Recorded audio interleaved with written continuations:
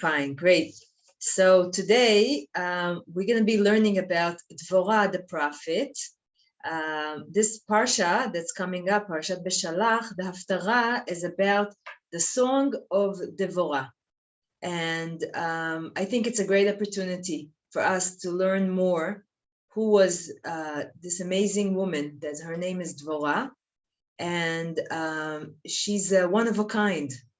Why? Because as we all know, she's one of the only women that got to a position of being a leader, a prophet, and a judge. And she takes place at Sefer Shoftim, Perek Daled, the fourth paragraph of, how do you say Shoftim? Okay, I hope you know. Okay, maybe one of you should keep her, keep it open and can help me out with words that I get stuck with. So I would be appreciative of one of you can do that. Would be great. Okay, fine. So the time that she becomes the prophet and the judge and the leader is 150 years after Bnei Israel, they enter to Israel, to Eretz Israel. And we just want to take a brief, quick look at what happened back then and how did she get to this incredible position. So we know that Yehoshua, he was leading Bnei Israel after Moshe Rabbeinu for 28 years.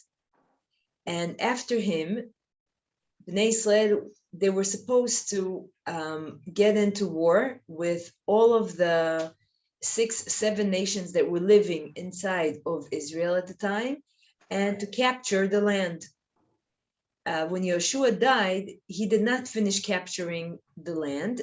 There was some land that the tribes themselves had to do that. And it was a tzivui from Yehoshua. It was a must. Yeah, it wasn't a question if they want to do it or not. They had to. What ended up being at the end, some of them did, and some tribes did, and captured their own land. And some decided that they're gonna be liberals and they're gonna go through a peace process and they're gonna offer the nations that were sitting around, how about we just live here together? I'm not gonna touch your land, you're not gonna touch mine. That was one of their first sins that they did. The reason that Kadosh Baruch Hu wanted us to capture the land wasn't only for getting the land itself, was also to getting them out of us, okay? The Goyim at the time, especially the ones that were living inside of Israel, they were known to be of Day Avodah Zarah. And there was a lot of Tuma inside of Israel, and the mitzvah was to get them out and to clean spiritual, the country. And then by capturing the land and sitting on it and not having to deal with nations that were bad influence of Bnei Israel. The difference between the Tum'ah and the Kedusha, yeah, the holiness to them, to the being impure, okay, thank you, was problematic. Because not all of them end up doing that. Some tribes stayed inside of, just like we said, inside of their land without capturing it. Part of the problems that started after Yehoshua died, we can see over the 390 years of the Tkufat HaShoftim. Yeah, the time of the judges. Time of the judges, yeah. So now Devorah comes into the story around 150 years after Yehoshua dies. Now, at the time, the Navi starts telling us about her one very powerful pasuk. It says like this: Udvorah, Isha נביאה, אשת לפידות, היא שופטה את ישראל בעת ההיא. If we look at this pasuk, it tells us a lot of things inside. Devorah, yeah, Isha, a woman. She's the judge. She's the wife of Lapidot, and she was judging Israel at that time. Now, if we look at this pasuk, and we know that every word inside of the Torah and the Navi is every word has his mishkal, as you say. Yeah, every word is very important. Why would it be mentioned over here that she's a woman? Obviously, Devorah is a name of a woman. We should know she's a woman. What is special about it being a woman?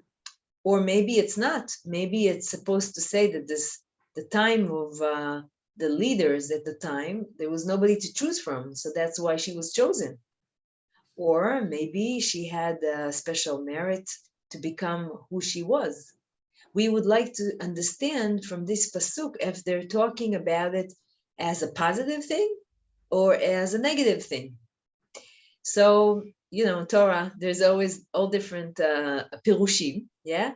So we can take a look and see that, yes, some will say that it's for the positive, and some will say it was from the negative. Now, our class today is going to deal with this.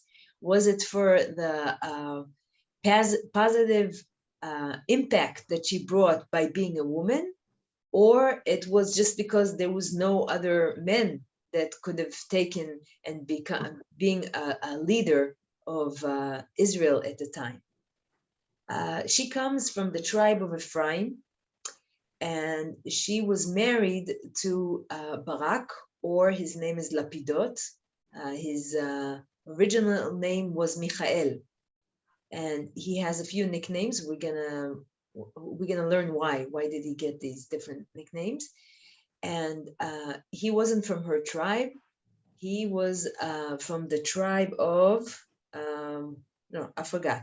Okay, we'll see soon. It will come back to me. And she's sitting in Beit El.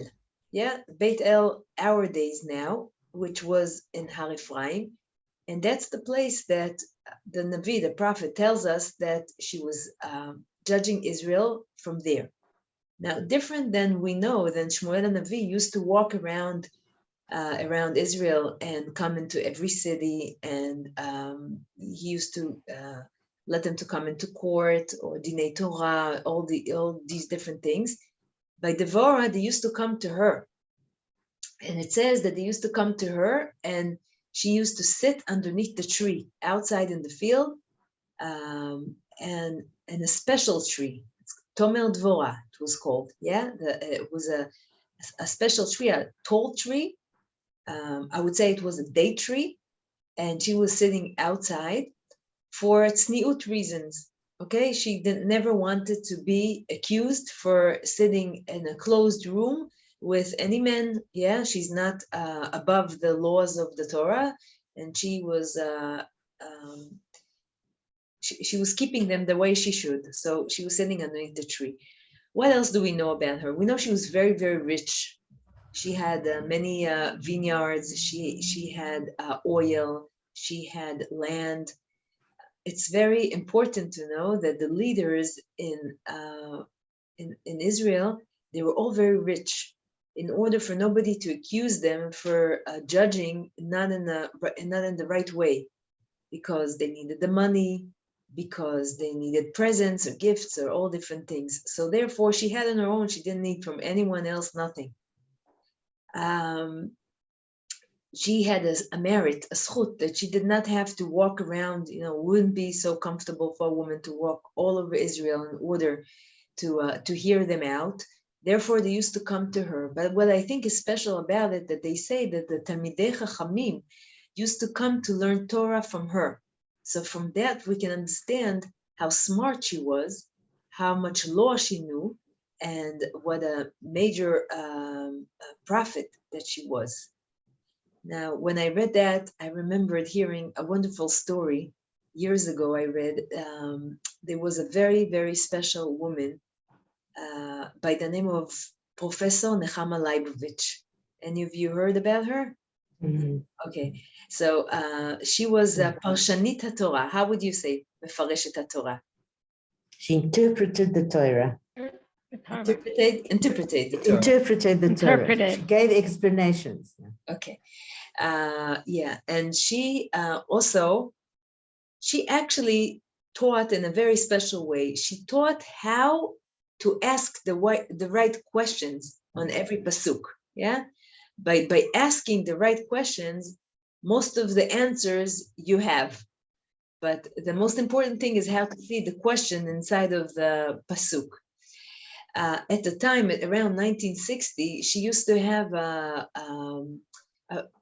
it was like an hour every Wednesday on the radio, Kol Israel, and she used to give a Torah class, and it was known for a good few years. She was running that program on the radio, teaching Chumash, the Parshat Shavua. In a house in Israel, every Wednesday for dinner was sitting a father and mother and their 6 kids, and the father used to tell the children not to speak, just to listen to every word that the special lady is saying on the radio, word by word. He used to take out the Chumash and tell them, we're gonna follow everything that she's teaching us. He did not let them speak. He made them all to sit very quietly, and he was very proud of the woman that was giving over the class. That father of the family was Harab Obadia Yosef, and this story was given by his daughter, and Dina Bar Shalom. And she said, I remember my childhood, 6 o'clock on Wednesday night, when Haparshanit, Professor Nechama Leibovich was teaching Torah, my father used to sit and follow every word that she said.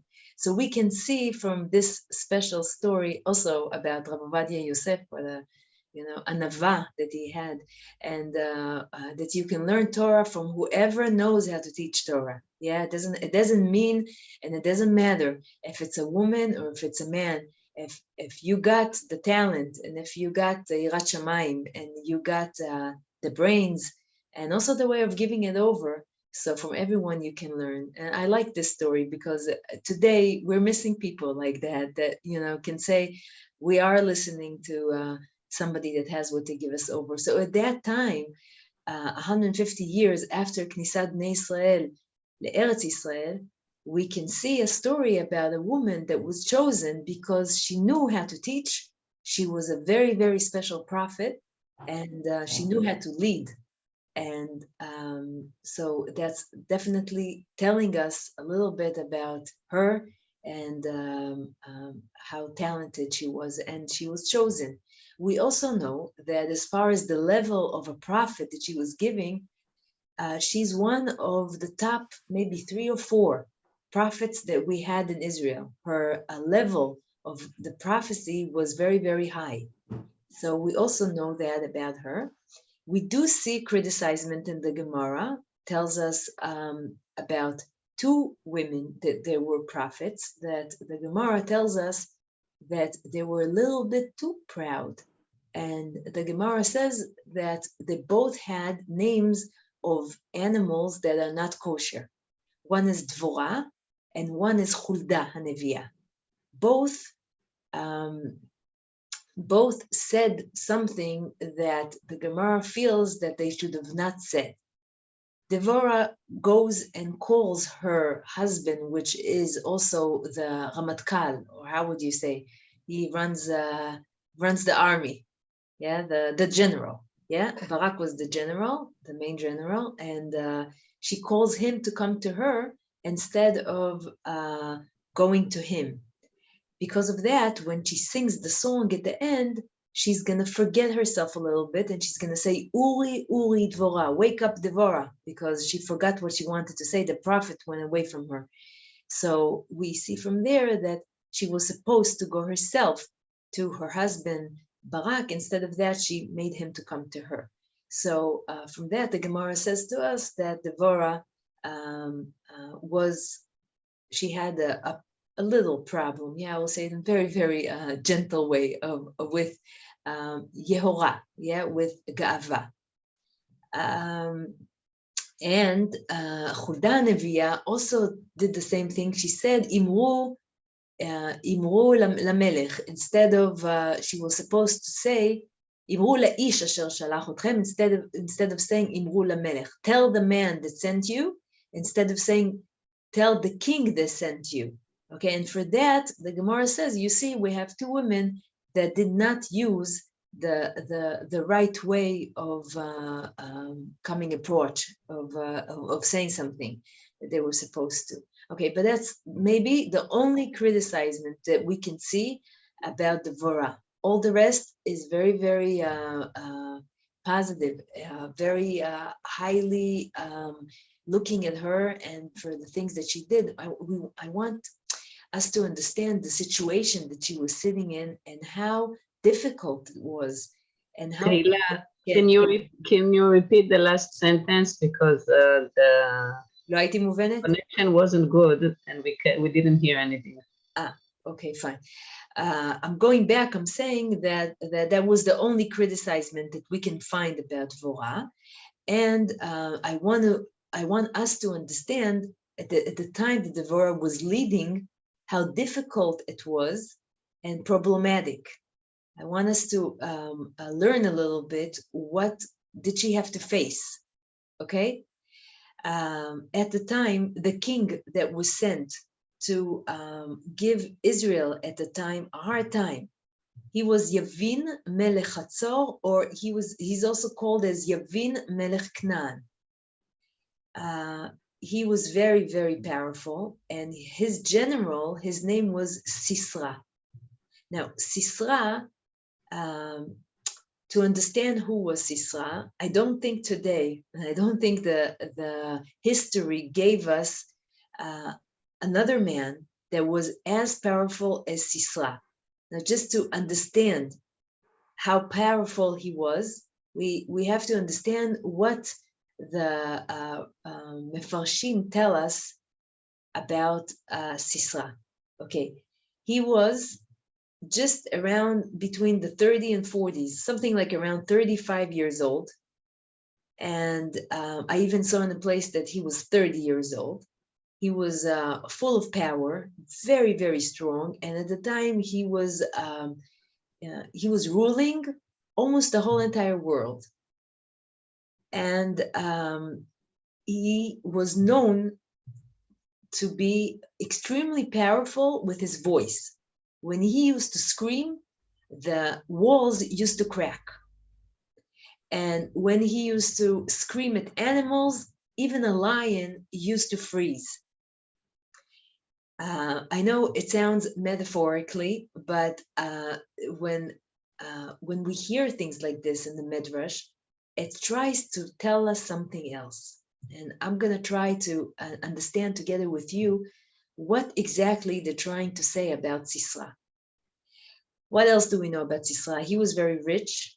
He wasn't scared of anything. And it says, Hu lachatz et Israel 20 shana. 20 years, he was squeezing Israel. Now, this is a very special way of bringing it out, what he did to Israel, by saying he was squeezing them. So the Mefarshim say he did something that nobody did since Paro of Egypt. What did he do? He used to curse. He cursed with his mouth, and he cursed up, to the Shamayim. He was cursing, which Paro did also. Paro said, Mi Hashem asher eshma b'kolo. I don't know God, and therefore I'm not going to listen to him, right? There was, even by the Goyim, it was known to be that Kadosh Baruch Hu is ruling the whole entire world. However, they couldn't work Hashem because he was too powerful for them. So they were working all different things in order to put something in between them to Hashem. But to say there is no God, that was Paro, and the next person that did that was Sisra. So Sisra was squeezing Israel by saying all different terrible things klapei Shamayim. And because of that, the Midrash will tell us about his voice, that his voice was the problem. The words that came out of his mouth was a problem. And the things that he used to say used to make them to freeze. They couldn't even answer him. He was so powerful, he was so terrible with his mouth. That was exactly was his problem. For 20 years, he was dealing with Israel at the same way. He used to take their money and to curse, nonstop cursing. Now, usually, Kadosh Baruch Hu, he knows who to choose for what. He takes a special leader and he puts him at a certain time because he's the exact leader that we need. If we look at our first leader, at Moshe Rabbeinu, and we say, wow, he used to legamgem, איך אומרים? To stutter. Stutter, okay. Which is when we think about it, that would be the first leader that we would choose. You know how today and all the debates and all the things, I mean, you have to have a good voice, you have to be powerful, you have to have a great way of being able to say things and quick, strong. And Moshe at the time, that he needed Aaron HaKohen to speak for him. It wasn't his power. It wasn't in his power. It wasn't his talent. And yet he was the exact thing that we needed as a nation back then. And you know what? Until this day, lo kam b'Yisrael k'Moshe od. A person that couldn't, arel sfatayim, a person that could have barely said a straight word, a straight sentence. And when we look at Devorah at the time, so she was chosen at a certain point of time that the most powerful man had all of his power in his speech. Who comes? Who's going to become the leader? A woman that all of her power is going to be in her mouth. Devorah is called from the word dibur, right? Devorah is from talking. I'm going to even say that if I wanted to call this class today a name, I would say Devorah Shir. She says when she says her song, she says Devorah Shir, talk a song, and it's not a mistake. We should say sing a song, right? But by Devorah it says Devorah Shir, talk a song. Doesn't make sense also in Hebrew, not only in English. Yeah. What does it mean, Devorah Shir? The dibur is the song. The dibur, the talking, is going to bring you to sing the song. You are talking a song. And in this class today, I would like to understand how did it happen. From a woman that knows how to talk, she talked a song. So, as we said before, Sisra was very powerful with his mouth. And the Midrash explains to us that he used to make everybody around him mute. Okay? He used to crack with his voice the walls. Now, could be, it doesn't mean real walls. It could be even people that had the power of talking. Even the people that could have sat in the best debates could have not do nothing next to Sisra. He was so powerful. Everything used to crack. The animals, and also the human beings used to be quiet and mute when he opened his mouth. So we can understand that the power and was not only in his mouth, but that was also the problem at the time. Comes a woman that, and the first pasuk it tells us, Devorah Isha Neviah, right? Isha. We know she's a female. Why does it have to come and tell us that she's a female? What is it adding to tell us that she's a female? It wants to tell us that from the power of female, that was her main tool. She was leading from the power of the woman. Now let's understand the power of the woman. We all know, and usually we don't like when we're told that we got the 9 lines of talking in the world, right? A woman she never shuts up. She wants to say one story, she will say it with 10 paragraphs instead of saying 10 lines. But men don't understand. That's the way we communicate. That's the way we built. That's the way we have relationships. The talking, right? We have to be a lot more careful on Lashon Hara because it's a lot more in common by women because we know how to talk. We also have to be very, very careful. What do we do with our speech? What do we do with our talk? But also there is sitting our power, right? So Devorah was no different than any other woman in the world. Devorah she was holding the 9 lines. Yeah, it says in the Gemara in Kiddushin Memtet, it says, Asara kabin sicha yardu laolam, tish'a natlu nashim. If there's 10 foundations of talking that came down to the world, 9 took women.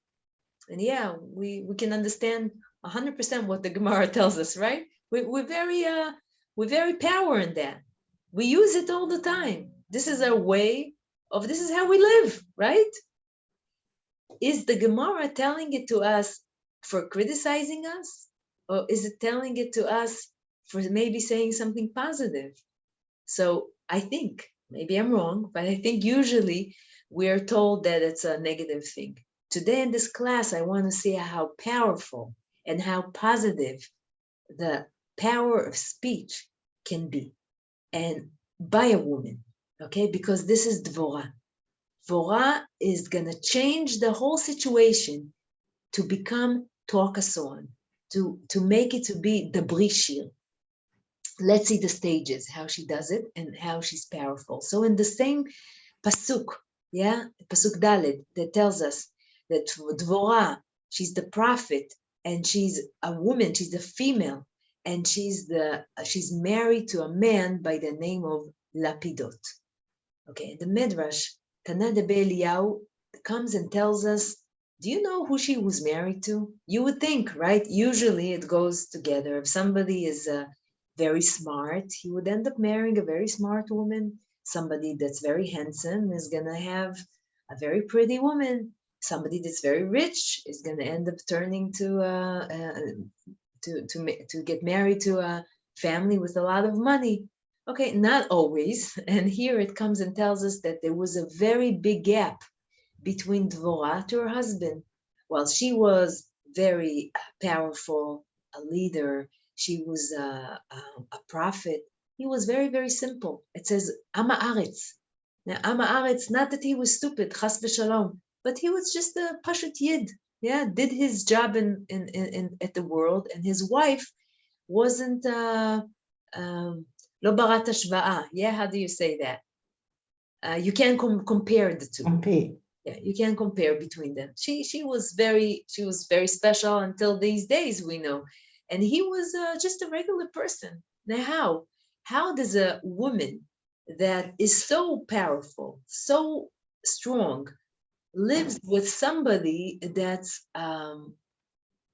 simple, that is not that genius, that is not a prophet like her, that is not a leader, that maybe can't even help her. Maybe she has issues that we solve things usually with our spouse, with family, with people that we feel that we can consult. And here she is at home, and could be that he couldn't fulfill this place for her. Sometimes a woman feels that, when I taught it to my kids last year, so my daughter said, well, for that, you can give a get. You can separate. If you can't live together, so you can separate. I told her that, they say that today, but the reason why there's so many people that go through a divorce now with 2000 and up, and at the 1900s they didn't. What's the difference? They say that today anything that's not good enough anymore, you replace. Years ago, if something was broken, you fixed it, right? So I think that Devorah Neviah is teaching us also, if there is something that you have an issue with, you work to fix it. She is a true example for that. And we will see how did she do that. So she sees a simple man and she wants to make him to be more holy. She wants to help him to grow, to grow himself, to be who he could be, not what she is. She doesn't need somebody that's going to be equal to her. She needs him to fulfill his own potential. So what does she do?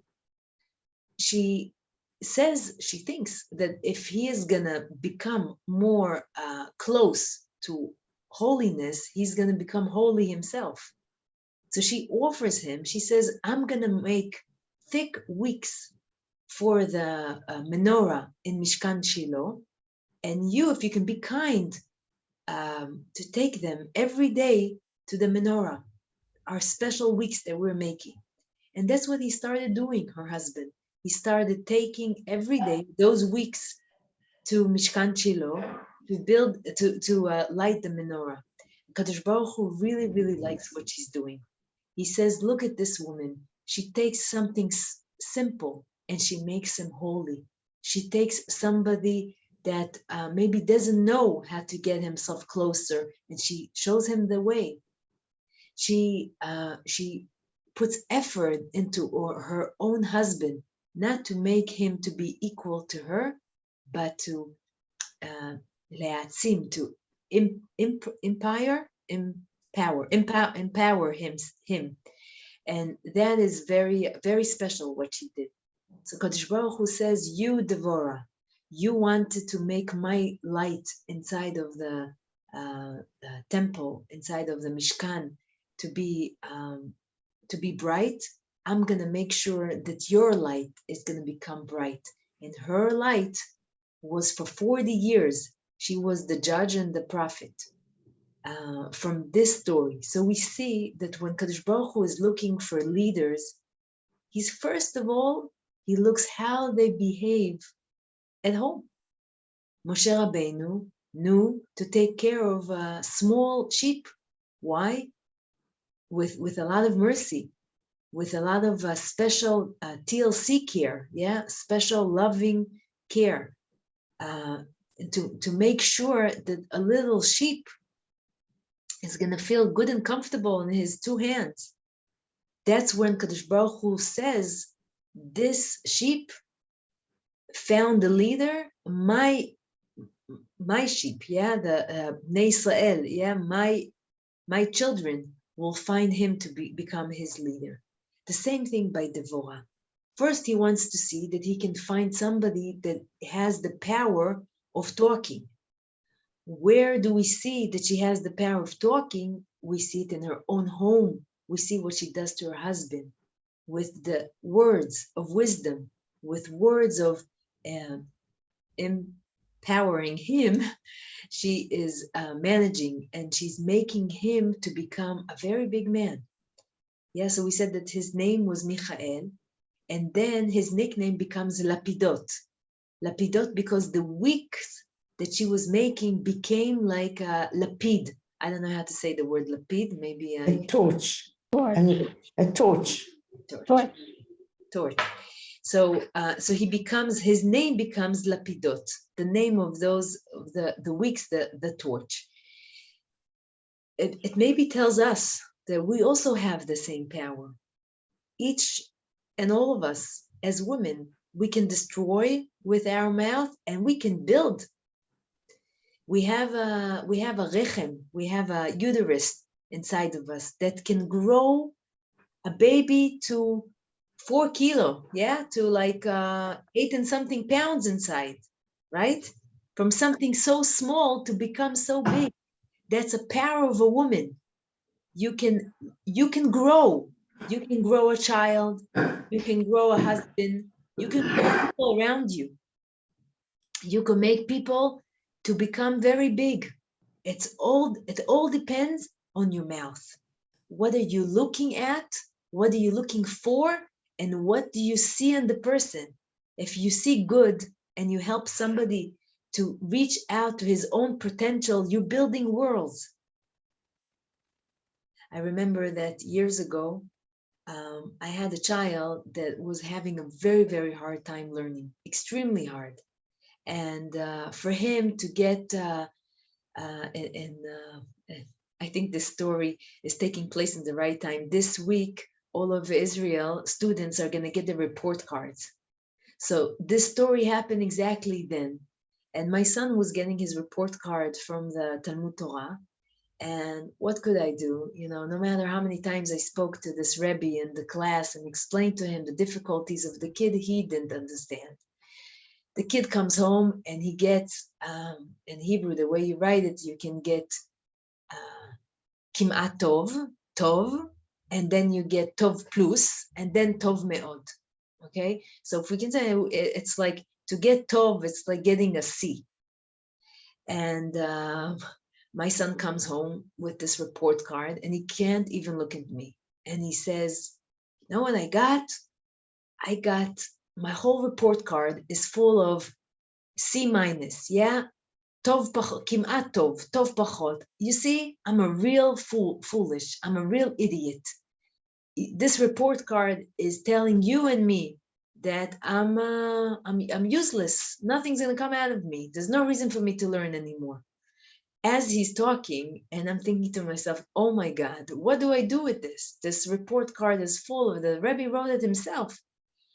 And the kid really tried. It's not that he didn't, but he's not talented and having a lot of difficulties in reading and writing and everything else. Walks in my daughter with a report card that everything is an A. Everything says Tov Me'od.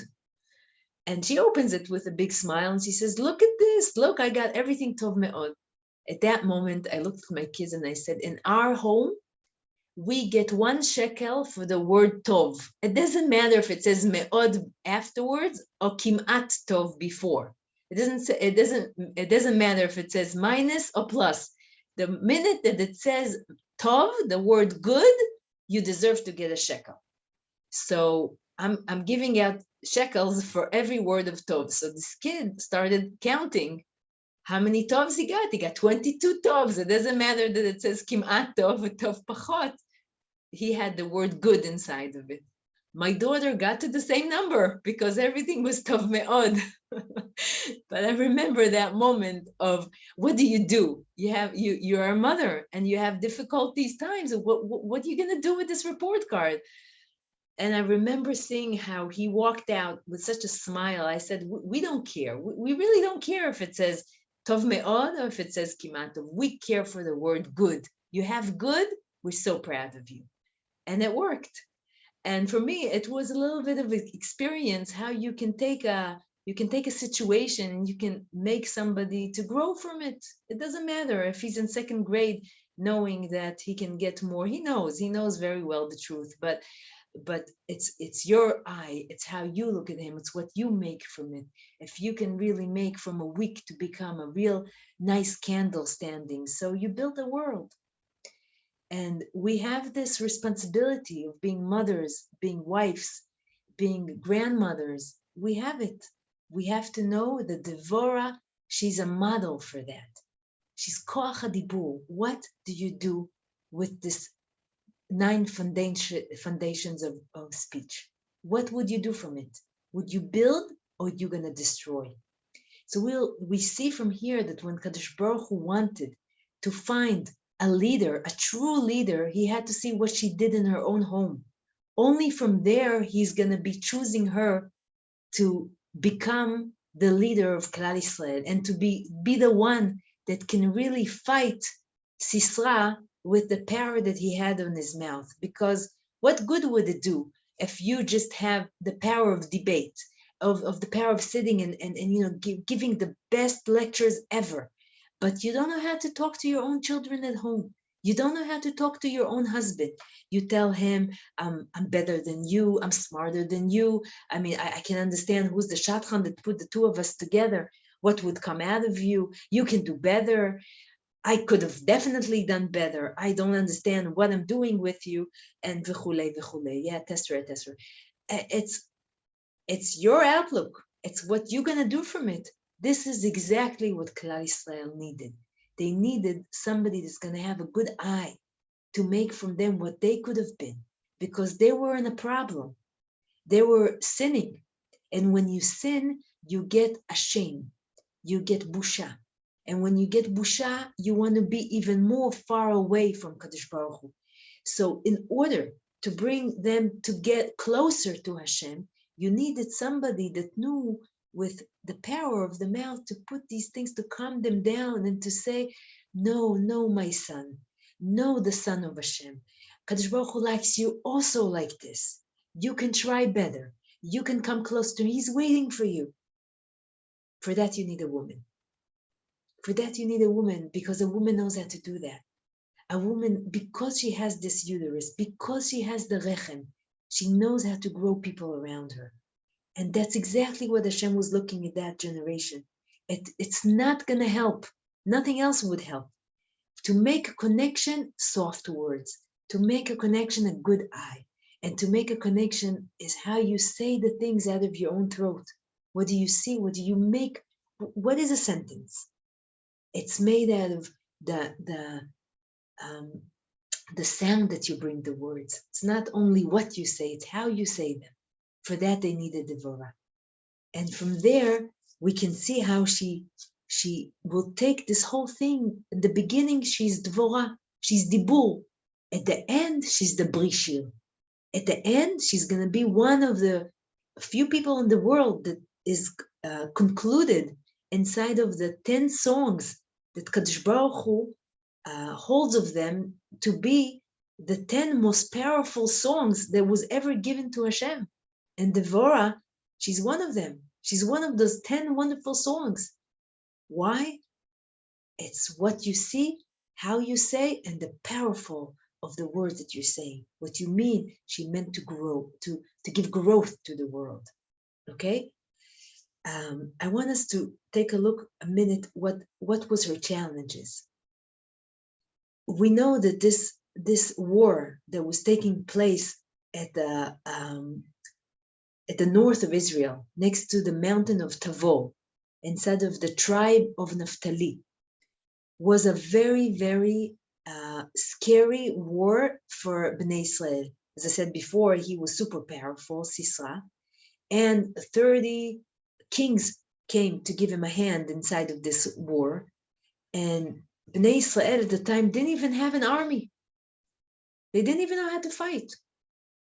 At the time back then, Yoshua was fighting for them together with all the tribes together. And after that, there was no army. So here, it's the first war that's going to be close. Even the Torah compares between what happened in Kriyat Yam Suf to what happened in the war with Sisra. And I would like us to see it. What is the Torah comparing? It says that Paro was left ad echad, it says. B'Kriyat Yam Suf, they were all wiped out, all the Egyptians, except for one. The same thing it would say over here. They were all wiped out, ad echad. That one person that stayed alive is Israel himself, that he ran by foot to the tent of Yael, where she killed him at this war. But not only that, we want to see what else is the Torah comparing. As we said before, Paro and Sisra had the same power of their talk, the same guts to say, you're not ruling the world, we can do better than you. And Klal Israel at the time was also to be compared. They were both at the same time, no army, not knowing how to fight. There were Egyptians that running out of Egypt, and here there were people that didn't even have an army base. They didn't know how to fight. Devorah comes out with her power of speaking, and she's convincing. Meshoch et HaYehudim. She says, Meshoch et HaShvatim for the war.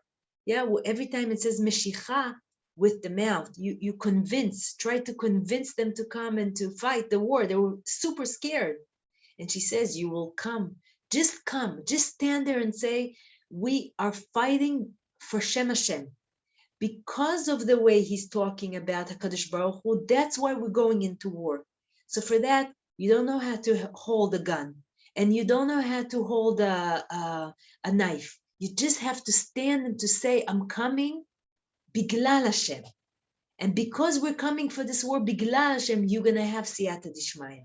And that's exactly what ends up happening. So she calls 12 tribes, and only 6 end up coming. she tries to tell them, go on top of the mountain of Tavor and try to call him, to trigger him to come up the mountain and to fight with you. But Sisera wasn't a fool, he wasn't stupid, and he said, there's no reason if I come up. So on the mountain, it's very hard to have a war. I'll wait down there. Now this war took place between Pesach to Shavuot, which in Israel, it's a time that there's no rain. It's beautiful spring, right?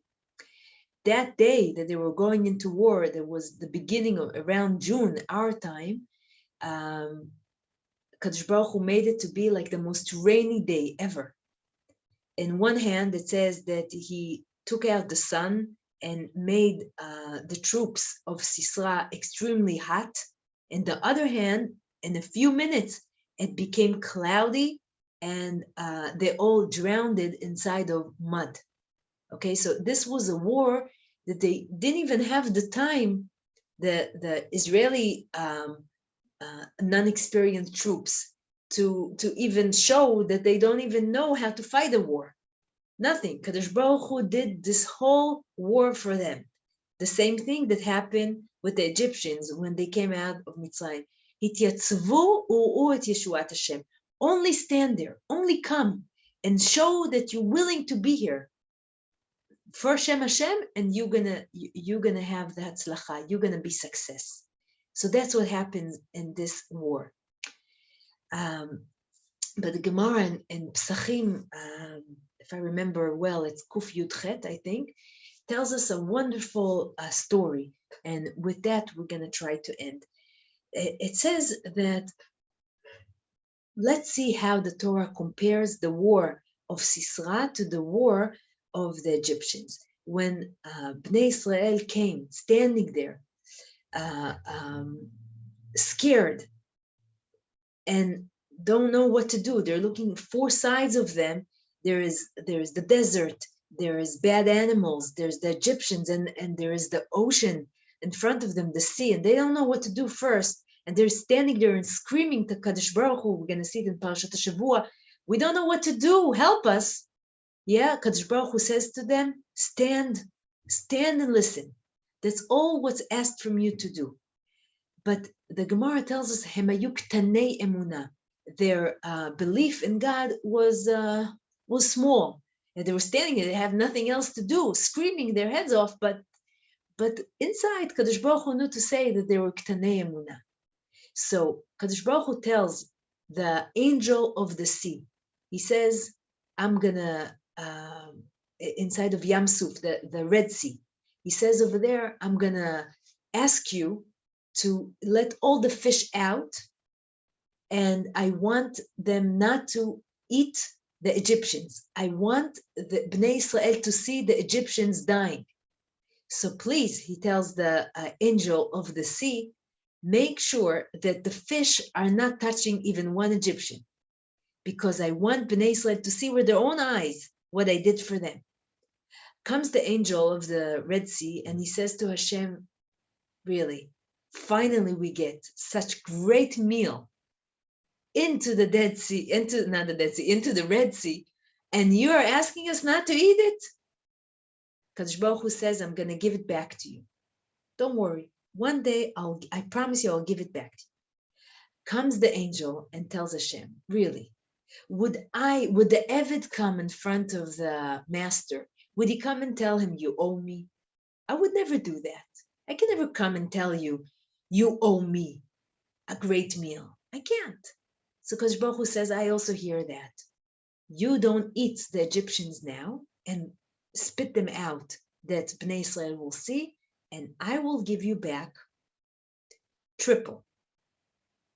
Pi echad v'machatze. Yeah, times 1.5. When does it happen? It says here in the war of Sisera, it says that they came in 600 people on the troops, rechavim, on the horses, 600. By power, it says 900.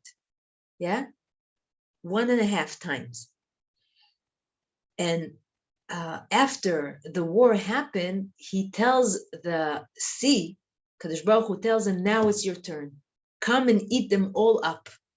Take them and have them times 1.5. I'm giving you now triple than what you were supposed to get back then at the Red Sea. So here we see again the Kadosh Baruch Hu, the master, gave back to the servant exactly what he promised him. He says, you're not going to have to work hard. You just, Nachal Kishon Grafam, that's what it says. It just came and swallowed them all up. They got the big meal that they were waiting for. They got close to like 190 years later when Devorah was running Bnei Israel, the troops that didn't even know how to go into war. So we see another, by this Gemara, we see how they're comparing the two wars of you just have to stand, you have to do what was asked, and when you hear bad words, you hear chas v'shalom cursing, you hear against the Torah, it's the time for you to open your mouth. It's the time to you to speak out loud.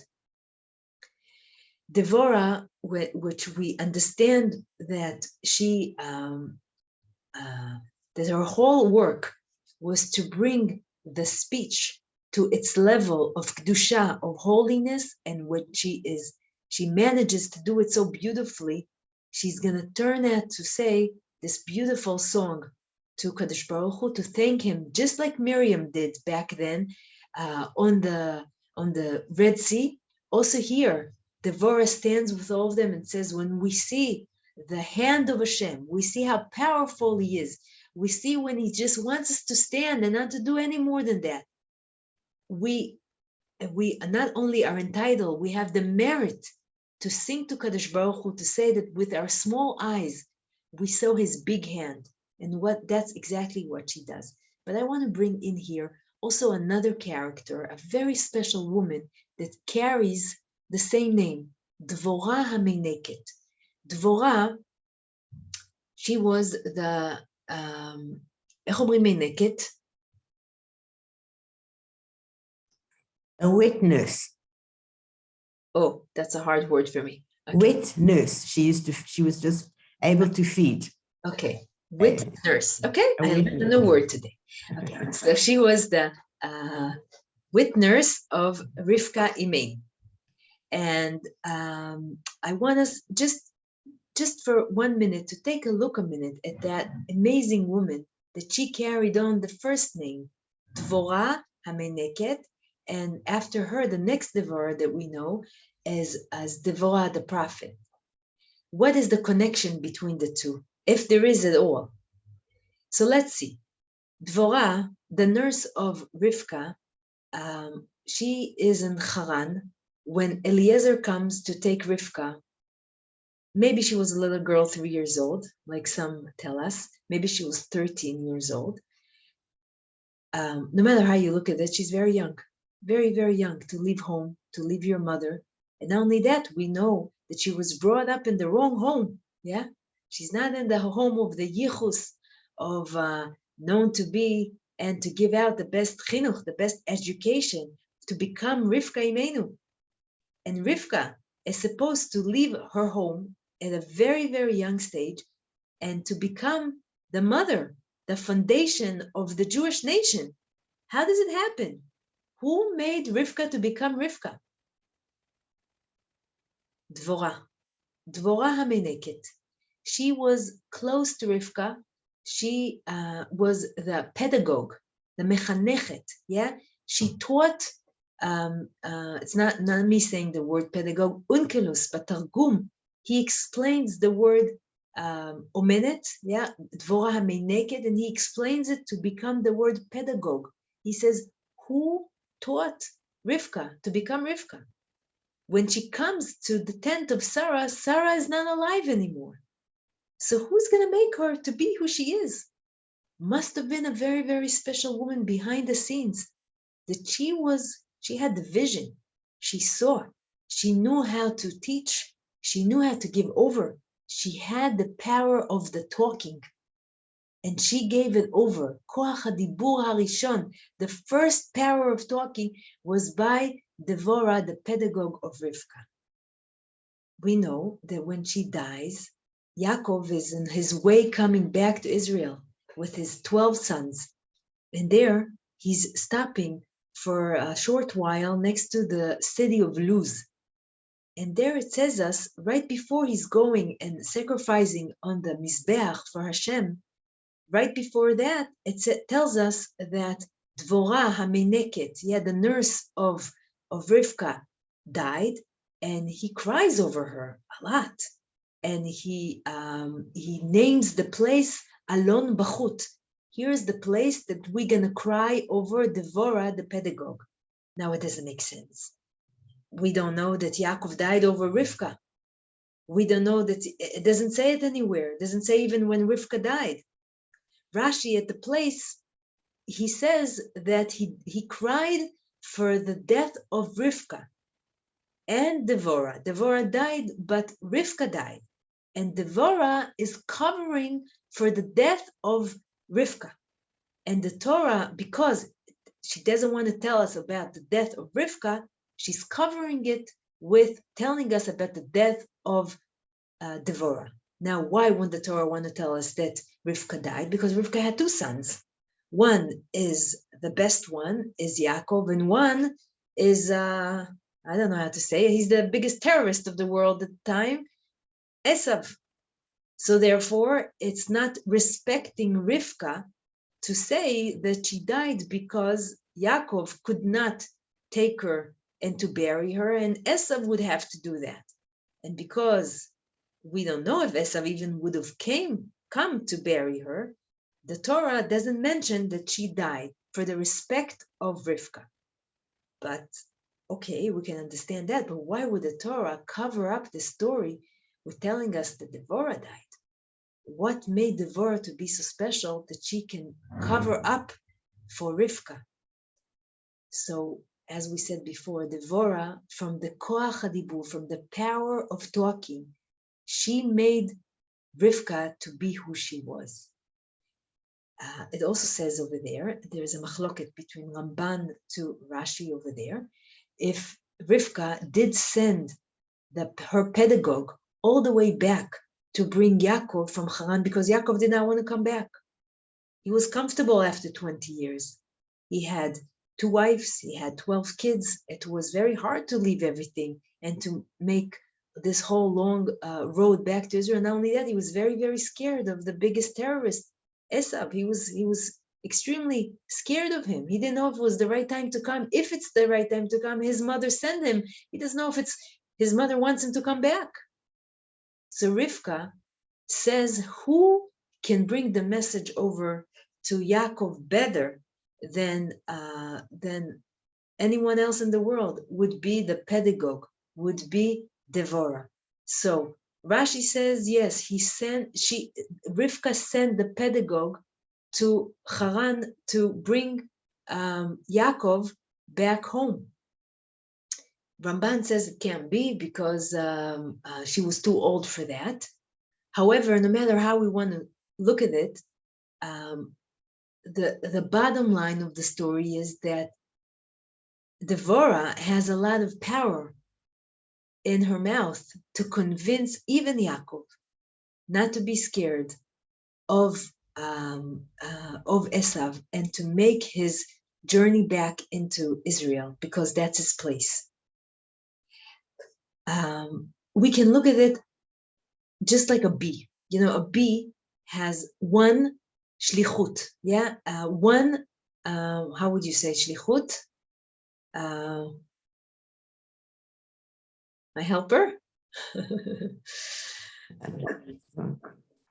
A message. One purpose. Purpose, yeah. Okay, one purpose that a bee has to make sure that the queen stays alive, right? The minute that the queen is in danger, or the bee finds herself in danger, she's gonna stab once, and then she's dead, right? She's not gonna live after that. She's gonna stab once, and her life is taken away from her. So she knows she has extremely powerful thing inside of her. It's to stab. And after that, she's dead. So she uses that power only once in her life, every bee. Devorah, the Meineket, the pedagogue, does it also over here. she says, in order to bring Yaakov back home to Israel, it's worth to do this whole hard road to go, even if she's 150 years old, because that is her special message to Yaakov. And maybe she's the only one that can do that, to bring the message that he's wanted over here. Al tira avdi Yaakov. She goes and she brings it to him and she says to him, to build a nation, you build it in the Holy Land. If you want Kadosh Baruch Hu to help you, you come and do it from here, and you're going to be the one facing Esav. And for that, she's sent, and that's going to be her last journey, her last message in life, just like a bee. The same thing Devorah Neviah does over here. Maybe it's a kind of a committing suicide war. People don't know how to fight. They don't even know how to hold a knife.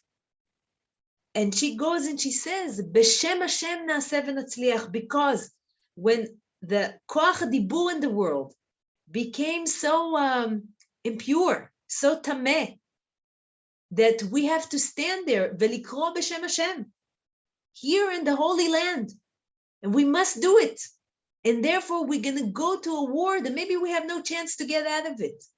B'koach hadibur, b'koach hahagana al Shem Hashem. Yeah, the power of going and screaming against what Sisera is screaming and saying and talking.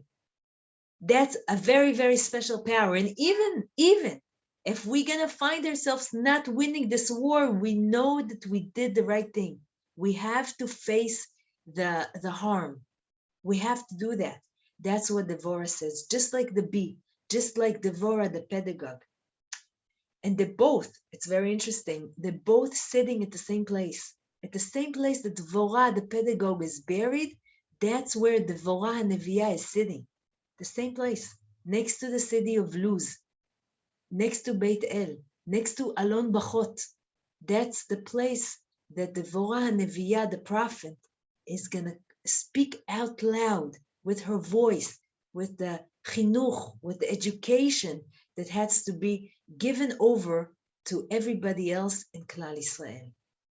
And I'm finishing right now. I'm just saying that this became the biggest song, because when you know to take the power of a woman, the speech power that we have, the 9 foundations, and you make it to be the Bri Shir, you make it to become the song of the songs, to bring it out towards who? Towards Kadosh Baruch Hu. How? By growing and empowering people around you, especially your husband and your children, so you become a song yourself. You make the world to sing a song. You make a dibur, you talk a song.